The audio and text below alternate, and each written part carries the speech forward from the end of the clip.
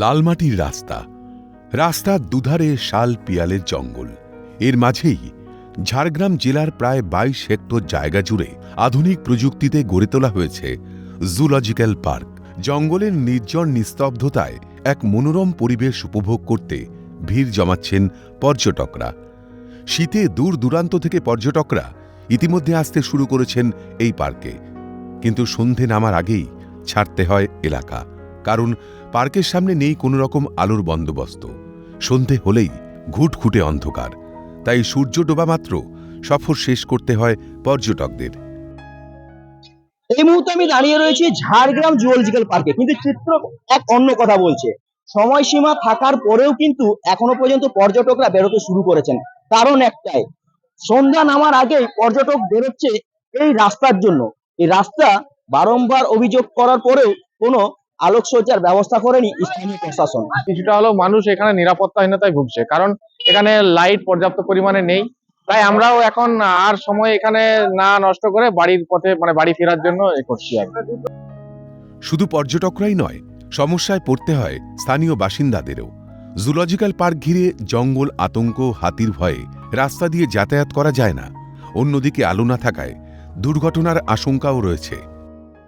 এখানে তো যেতে গেলে রাতের অন্ধকার, লাইট ফাইট নেই, সমস্ত কিছু ভয়ের একটা ব্যাপার আছে। এর জন্যই তাড়াতাড়ি বেরিয়ে আসতে হচ্ছে।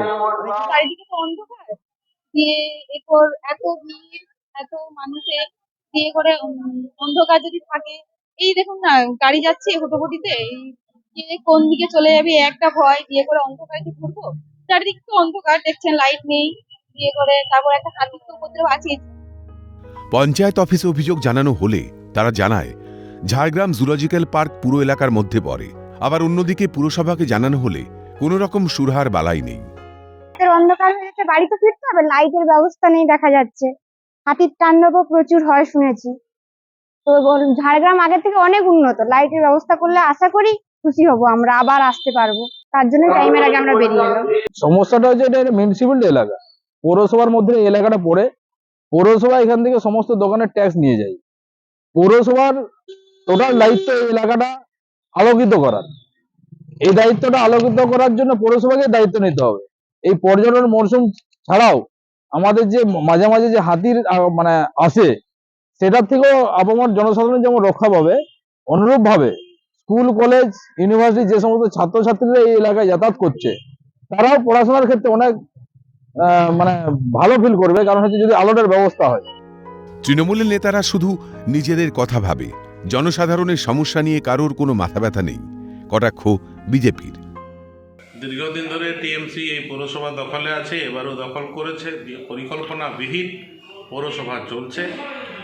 নেতারা, পৌরসভার কাউন্সিলররা যে যার নিজেদের ব্যস্ত হয়ে আছে।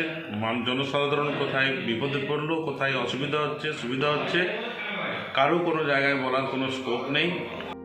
কবে ঝাড়গ্রাম জুলজিক্যাল পার্ক পার্শ্ববর্তী রাস্তায় আলোর ব্যবস্থা হবে, সেদিকে তাকিয়ে রয়েছে পর্যটক থেকে স্থানীয়রা।